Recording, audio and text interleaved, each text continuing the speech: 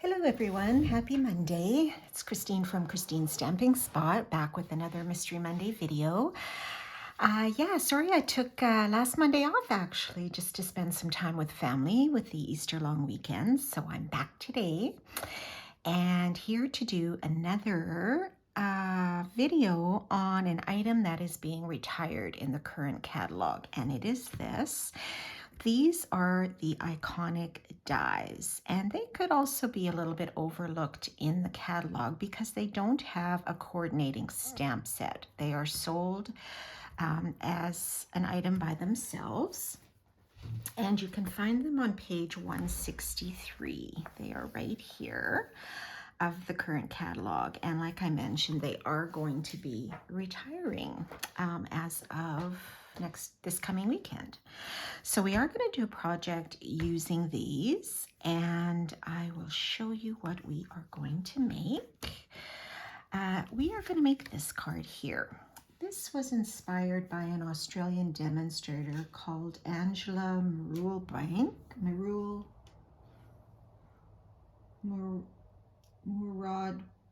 Muradbark. I'm not sure how to pronounce her last name, but she is an Australian demonstrator, and we will show you how we're going to put this together. It's a little more kind of a vintage look for this stamp set, and I'll show you how we're going to do this. Okay, so we're going to start with a piece of Early Espresso as our base.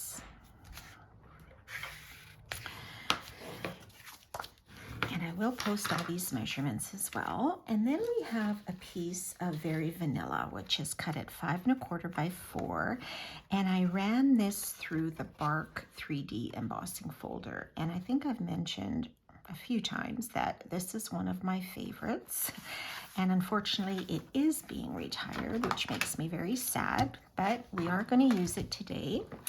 And I'm just going to do a little bit of sponging with our blending brush with some crumb cake ink. I want to make this look a little kind of vintagey and a little more, I'm not sure what the word is, a little more grungy maybe, but a little more antique-ish as well. So I'm just going to ink up my blending brush in crumb cake, and then I'm just going to go over it lightly, and you can add as little or as much as you like, depending, how much of a tinge you want on your cardstock.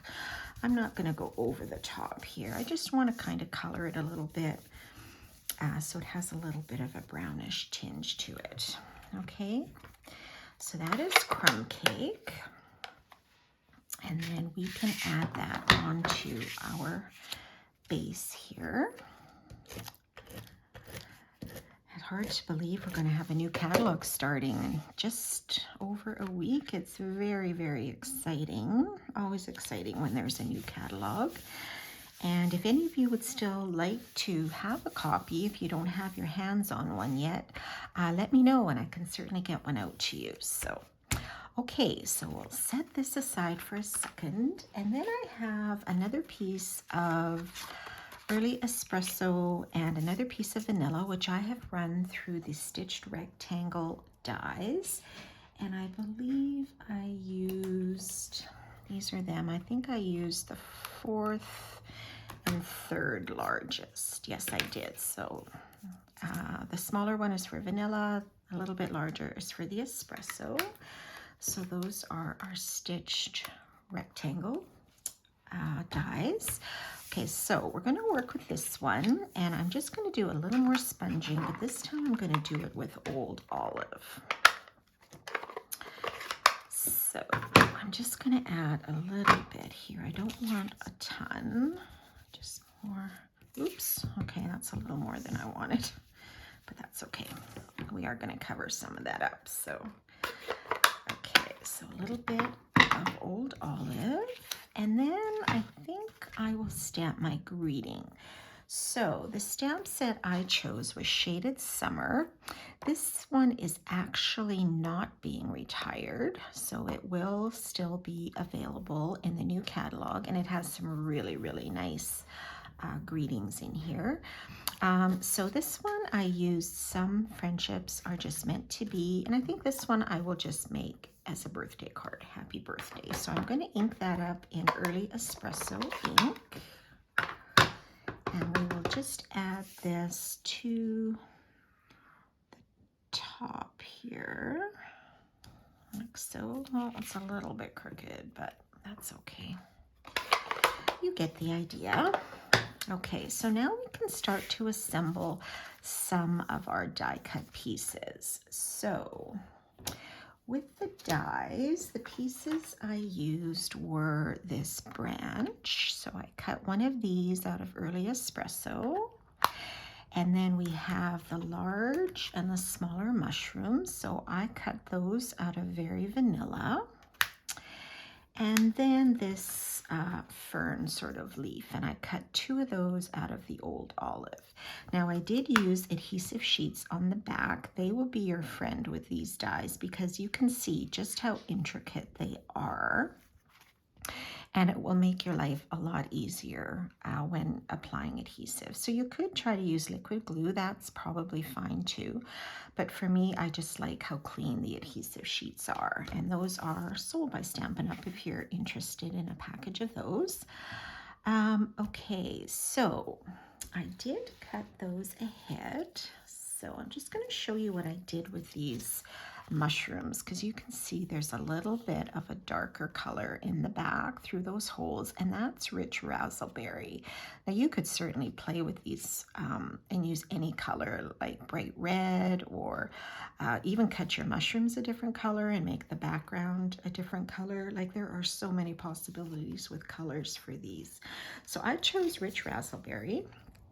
So I did one already, and I'm going to show you how I did that. So I do have my adhesive sheet here, and I just cut a little piece of rich razzleberry because I only need it to go behind the cap of the mushroom where these little holes are, okay? So I'm going to take off this adhesive sheet, and then I'm just going to adhere this with the cap. I'm not going to worry about the stem, and then I'm just going to fussy cut with my snips around here because there isn't a solid die in the set that will fit this mushroom cap. So you pretty much have to fussy cut if you want to add a different color below, which isn't a big deal, or you could just sort of trace one and cut it to size, I suppose. So we will do that. And you can always just go around a little bit more if you don't want that to kind of show through, just on the edges there. Okay. All right. So that's how you would get that color to show through your mushroom. Okay.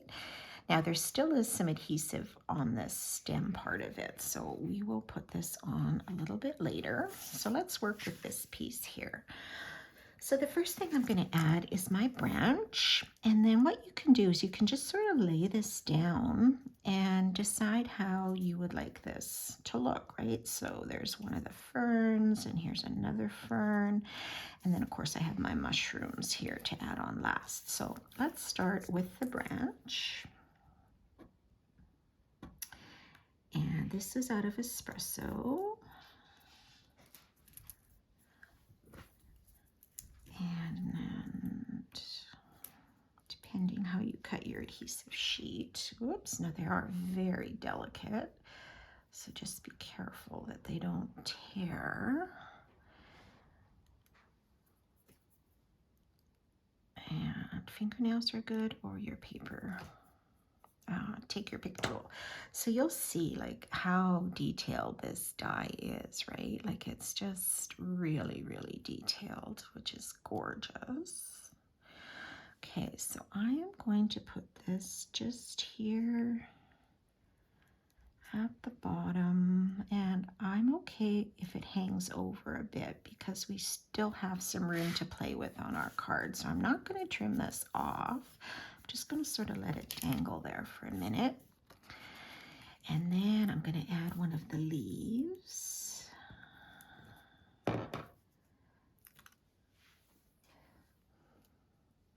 So I clearly had cut my adhesive sheets that they were in a few pieces. Okay, so this one I will add on top of the branch, and again, I'm okay with it hanging over the edge. So just stick it down on the vanilla for now. And then we will add our other leaf here.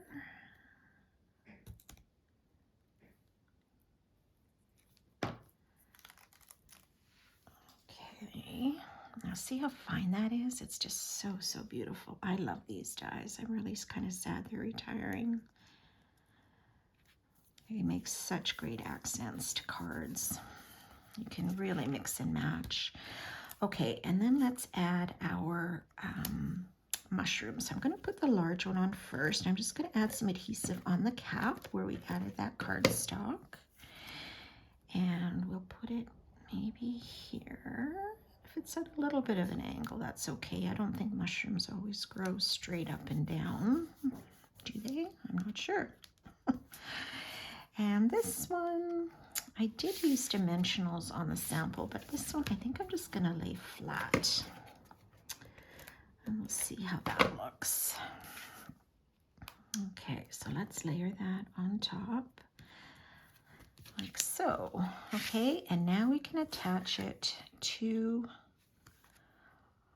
our espresso. We probably could have done that earlier too, but it's okay. We'll do it now. It doesn't really matter what order you do it in. So we're just going to center that on this espresso rectangle here. So you do see them kind of over the edge, and then all of this we are going to add on with dimensionals, like so. Make sure this is nice and secure.